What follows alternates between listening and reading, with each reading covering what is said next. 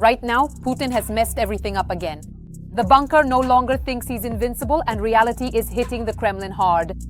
4 years of war, Donbas remains unconquered, and in Russia, the crisis is shattering all plans. The so-called Second Army of the world is in shock, without socks or underwear. The enemy is burning from within, and at the front, it's hell on every level. Sensational. F-16s are shooting down Russian drones with cheap and effective missiles. Is the Kremlin in panic? Could this be the end of Putin's Shahed terror? The fuel crisis is tearing apart Putin's oil empire. Inflation, shortages, and chaos. It has even reached Moscow. Explosive news. The Kremlin and India are launching a new deadly weapon. A hellish alliance is preparing a new wave of destruction. All this and more in our program, Hellpoint. There was no miracle. Putin has flatly rejected Trump's peace. The bunker believes he can get everything and even more by continuing the war. However, propaganda fakes are being shattered to pieces. Reality is hitting the Kremlin and Putin's army hard. For almost 4 years, the Russian forces have been unable to capture the entire Donbas. In fact, even more so at home. Putin is facing a total crisis. Everything is falling apart and bursting at the seams. More details, watch right now. He started this war as a historic mission and a project to restore the empire. I have to admit, and I have already said this, that the collapse of the USSR was the greatest geopolitical catastrophe of the century. But he turned Russia into an economic, geopolitical, and human catastrophe. I have made the decision to conduct a special military operation. Today, Vladimir Putin is trapped in his own snare. The longer the war drags on, the more obvious it becomes that he has no way out. While the front has stalled, Moscow is desperately trying to present tactical reshuffles. As strategic victories behind the closed doors of the Kremlin, a much more important episode has taken place. As The Guardian columnist Simon Tisdall writes, last week US President Donald Trump, for reasons still unknown, threw a lifeline to the Russian dictator in the form of a preliminary deal that essentially rewarded aggression. On the table in Moscow lay a document that gave the Kremlin exactly what it had started the war for: control over part of Ukrainian territory. But Putin, who suffers from neo-imperial fantasies and issues of legacy, said no. He believes he can get all of this and even more by continuing the fight. He convinced the idiot Trump that Russia's victory is inevitable and that the schemers among the Europeans are the real warmongers. However, his assumptions are fundamentally flawed. Almost 4 years of the Great War, what was once the world's second army is still stuck where it started. At the same time, everything that was barely holding together inside the country is falling apart. After 2 years of artificial growth fueled by military spending, Russia's oil and gas revenues have collapsed by 27%. Inflation stands at 8% and interest rates are above 16%. At the same time, state monopolies are drowning in debt, foreign investment has almost disappeared, the cost of importing strategic goods has risen by 122%, and taxes for the population are increasing. The Russian economy now consists of two parts. As I say, two systems, military and civilian. That's exactly how it is happening. They live by different rules. The military sector receives free money from the budget. And preferential loans, by the way, at a reduced rate. Meanwhile, the civilian sector lives with high interest rates set by the central bank. Given, these are two different parts of the economy. But the problem is that the military burns through the budget's money, while the civilian sector brings money into the budget. But what happens is that the entire Russian economy is shifting into the military sector, and the civilian sector is shrinking. So the budget's revenue base is decreasing, while spending on military purposes is increasing. That's why the Russian economy is distorted, just like the Soviet economy was distorted. This is what's happening today. In other words, Russia is moving toward the Soviet Union today. But the main blow is not economic, but strategic. Ukraine has found a weak spot that people in Moscow prefer not to talk about: the energy heart of Russia. Refineries, pipelines, and the shadow tanker fleet that the Kremlin uses to bypass sanctions. All of this is now in the crosshairs of Ukrainian drones. Ukraine has achieved such a systematic, I would say, coverage of Russia's extensive oil refining structure and its vast oil refining complex. At the very same time, unmanned aerial vehicles, or drones, have now started reaching strategic areas they had not previously entered before. In other words, practically none of the numerous regions in the European part of Russia, extending all the way up to the Ural Mountains, can truly feel safe. strikes on Russian rear areas are causing real panic. The two giants, Rosneft and Lukoil, are reporting supply disruptions. Asian buyers, primarily China, are starting to distance themselves, fearing secondary American sanctions. As for European oil exports, these are primarily affected by secondary sanctions. Right now, we are seeing how China and India have taken a survivalist stance after sanctions were imposed on October 22nd against Rosneft and Lukoil. However, in particular, we are also seeing attempts to circumvent these sanctions using shadow fleets, rerouting deliveries and other types of manipulations, which still allow these countries to buy oil at a significant discount, which is very advantageous for them. They continue to purchase Russian oil. That is why experts consider the myth of Russia's inevitable victory to be nothing more than a propaganda smokescreen. Yes, Putin's advisors are emphasizing the successes near Avdiivka and Pokrovsk, claiming that Moscow has supposedly strengthened its negotiating position. But in reality, these advances are insignificant and do not change the strategic picture in any way. Mother Russia, which had a numerical advantage, still failed to subdue Ukraine.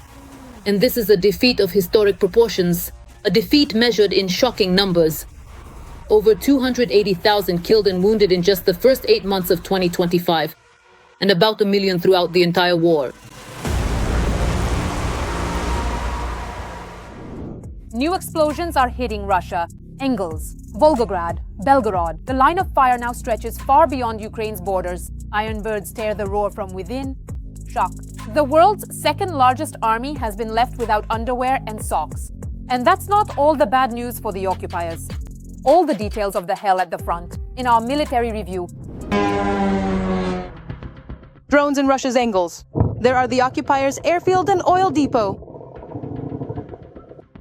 Drones also reached Volgograd, causing a strong reaction among the local residents. For 13. The occupiers near the Belgorod border are sleeping uneasily. Well, while Ukrainians are attacking Russian military targets, the Russians in turn continue to shell Ukrainian civilians. This is a video showing the aftermath of the night attack on Chernihiv, Ukraine. Russian forces attacked Okturka in the Sumy region. A hit was recorded on the roof and wall of one of the apartments in a 9-story building. At the same time, former US President Donald Trump, who has taken it upon himself to mediate between Russia and Ukraine, claims that Ukrainian President Volodymyr Zelensky is supposedly not ready to accept a so-called peace plan. In accordance with US law adopted back under Trump in 2017, and the law signed by Trump states that the US will not recognize any territories that Russia has annexed from Ukraine since 2014, because again, there is a corresponding law. So if you want to do what's written in this plan to recognize Russian territories, first, you need to change your domestic legislation. Your own law forbids you from doing this, so here as well. Not only is the initiator of the proposal external, and without the expertise of the State Department and Congress, which makes it illegal, but the proposals within these very points also contradict US law. There is an example of how Trump knows how to make deals. After the conflict was settled by the US president, fighting broke out on the border between Thailand and Cambodia. Numerous murders, rapes, and other crimes in the African country of Mali are being committed by militants from the African Corps, which is subordinate to the Russian Ministry of Defense and has replaced Wagner. Accordingly, given the Russians' treachery, no one can guarantee that Ukraine won't face a repeat of such a conflict. No one can offer us any other security guarantee more effective than strengthening Ukraine itself. The only real security guarantee is to strengthen our army, not to destroy it. But when it comes to peace plans, we see that they want to destroy the Ukrainian army. The son and namesake of the American President, Donald Trump Jr., does not rule out that his father might distance himself from the war between Russia and Ukraine if attempts to achieve peace prove unsuccessful. Russia only supports peace talks for one purpose: to get the US to withdraw further assistance to Ukraine, or at least to minimize it. Because the war that Russia could have, as they say, as was expected in Russia first and foremost, well, as people in the West also thought, 1 in 4 days, captured Kiev and Ukraine in 2 months, has now been going on for almost 4 years. And to say that Russia is achieving success, well, that would be a very, very optimistic view for Russia. The so-called invaders are going into Ukraine, so to speak, with nothing, bare and barefoot, and they themselves admit it.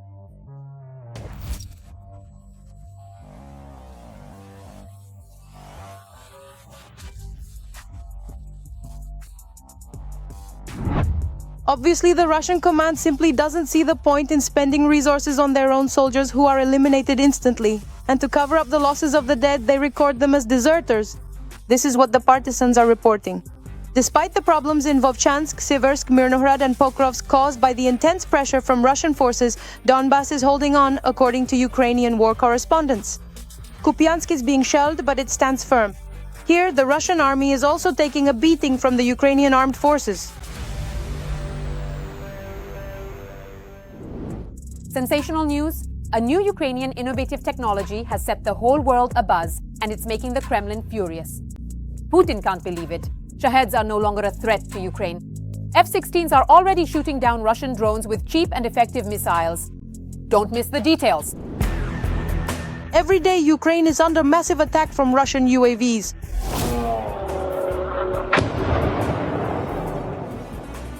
Drones are being launched at both critical infrastructure and civilian targets. However, Ukraine has discovered the most effective way to repel aggressive Russian attacks. F-16 fighter jets have started shooting down Shaheds using APKWS-2 missiles.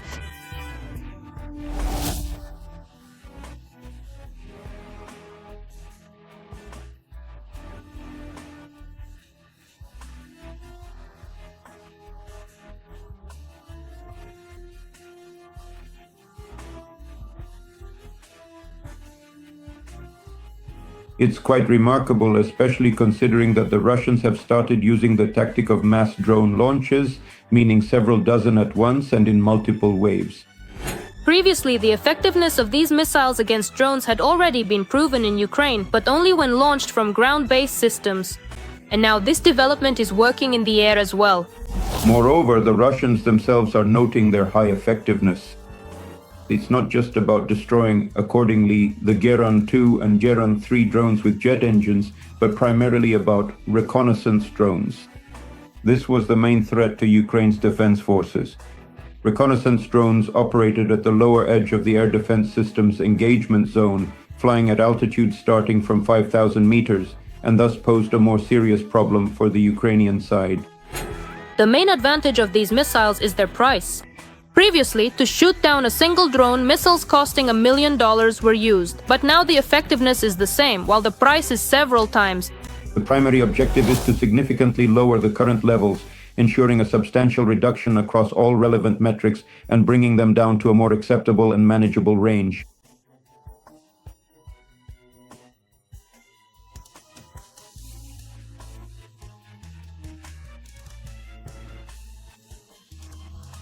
Their primary capabilities are specifically tailored for deployment against various types of hostile aerial vehicles, including both offensive strike drones and sophisticated reconnaissance drones. This significant and crucial main advantage fundamentally makes it entirely possible to effectively eliminate the prohibitive cost factor that is typically associated with traditional air defense systems at the precise moment of engaging in effective aerial defense operations. However, it was believed that Ukrainian F-16s would not be able to use such weapons anytime soon. But suddenly, one of the partners provided Ukraine with special equipment that allows the use of such missiles.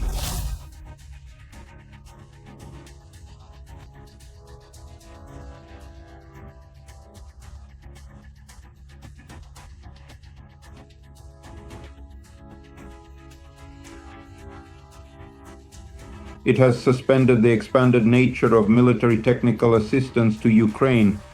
In other words, this is an element of military political pressure on the Russian side.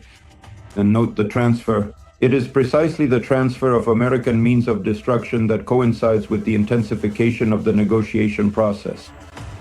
The main question is, will this change the situation in the sky?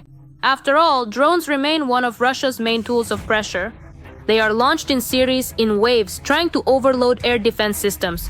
No, not a single air defense system provides a 100% guarantee. Yes, this significantly strengthens the Ukrainian side's position when it comes to defending first and foremost key energy and logistics facilities. But to say that this is an absolute panacea, no, that's not true. This is just one of the air defense systems that have been created. The new equipment has significantly strengthened Ukraine's air force. Now it's possible to shoot down enemy drones more effectively without using expensive missiles for it. And this is especially important now when Shaheds threaten Ukrainian skies every day. The fuel crisis in Russia is reaching its peak. Gasoline in the Russian Federation is more expensive than in the USA. In America, prices are falling along with oil, but in Putin's Russia, it's the opposite. Across the border, gasoline prices are rising faster than inflation, while oil costs next to nothing. So what will happen next to what was once Putin's oil empire? Watch right now. The price of a liter of gasoline in Russia is now higher than in the USA. The difference is almost 10%. Such fuel prices haven't been seen since 2021. And this is despite the fact that global oil prices have dropped. One of the reasons, of course, is the constant strikes by the Ukrainian armed forces on Russia's oil refining facilities. In the past 10 days, Ukrainian drones have hit refineries in Syzran, Ryazan, and struck the Fipsky plant in the Krasnodar region.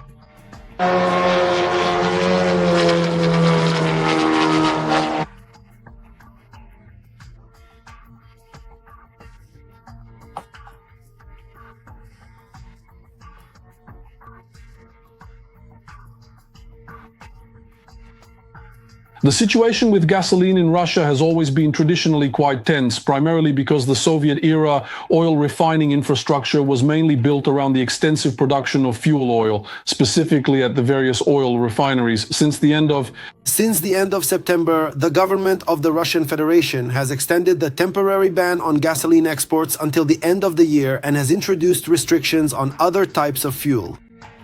Another decree introduced a ban on the export of diesel, as well as marine fuel and other gas oils, including those purchased at exchange auctions. The restrictions come into force the day after the official publication of the order, and they will remain in effect until December 31st, 2025 inclusive. At the same time, the ban does not apply to the supply of the specified types of fuel carried out by direct producers.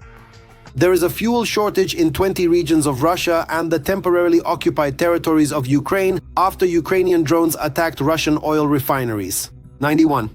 Provokes. The situation is indeed very serious, demanding our full attention and a thorough, careful consideration of all its implications and potential consequences.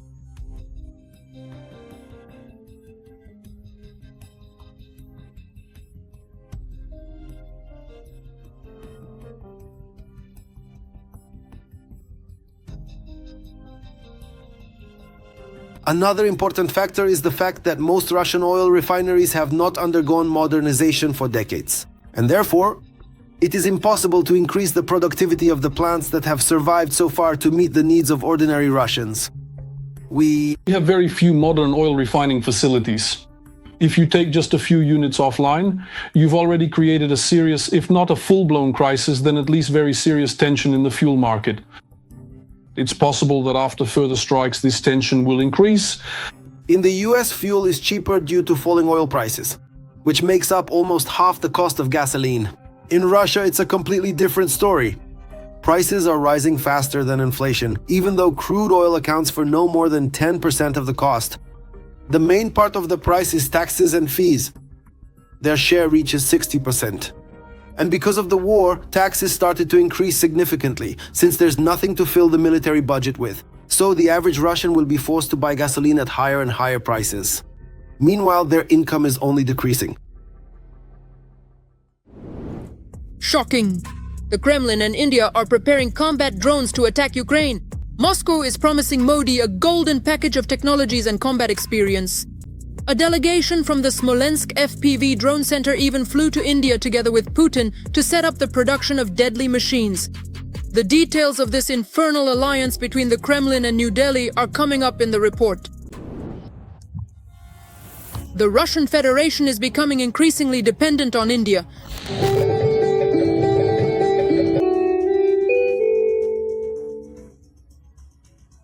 Modi and Putin have decided to go into business together.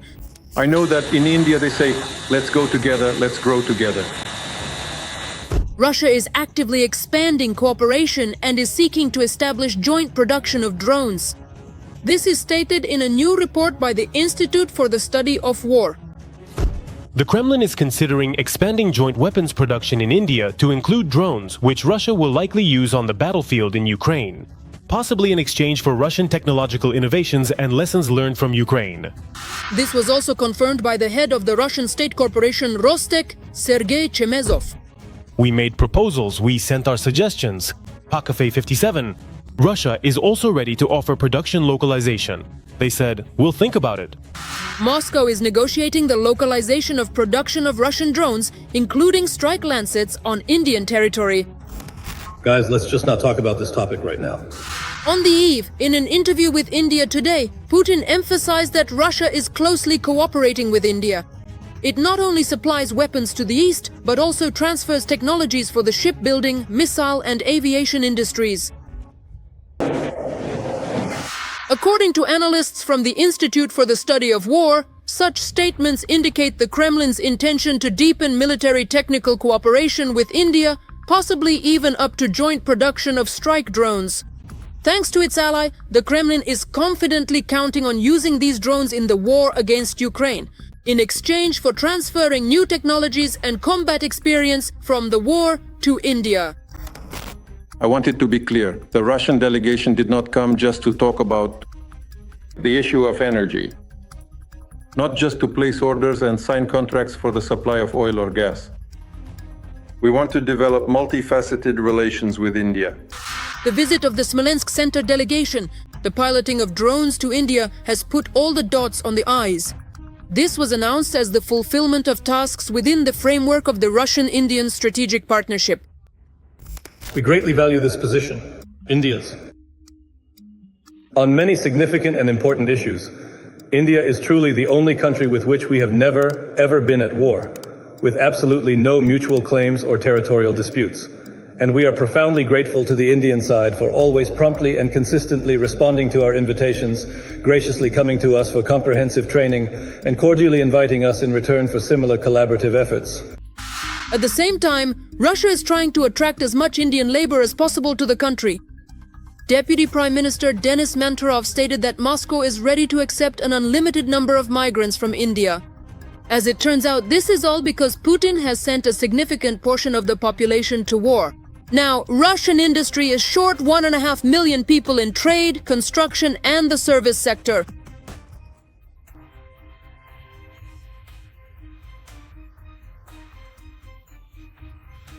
Positional man. And as for example, trade, I write about half of the Kremlin's men.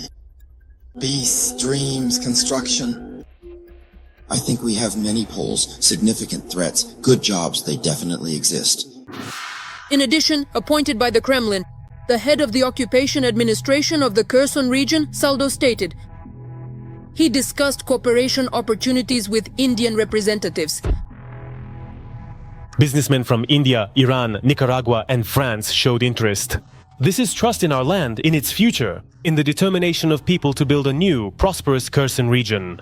Cooperation with Russia is already causing India significant economic losses. Due to the purchase of Russian oil and weapons, the US in 2025 raised tariffs on most Indian goods to 50%, including additional tariffs related to energy resource trade. This hit Indian manufacturers focused on the American market. And after the latest meeting between Modi and Putin, the Indian rupee fell to a record low. They say that before they could go a year without putting anything in their mouths, but now they're breaking records. They eat everything. India fears sanctions, so it intends to reduce imports of Russian oil to a minimum level within 3 years. The largest Indian energy company has already completely stopped purchases, switching to raw materials from Middle Eastern countries and the USA. This is an important event because we have known each other for 25 years. The media reported that during Putin's visit to Delhi, he planned to discuss the purchase of Russian fighter jets and air defense systems. India has also agreed to lease a Russian nuclear attack submarine for 10 years at a cost of $2 billion.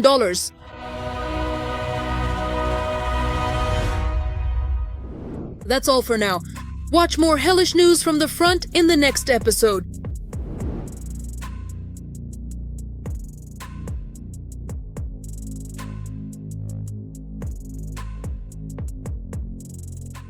Every voice matters. Join our community, support independent journalism and help us bring you the truth from Ukraine. Become a member of Ukraine Today. Join us now.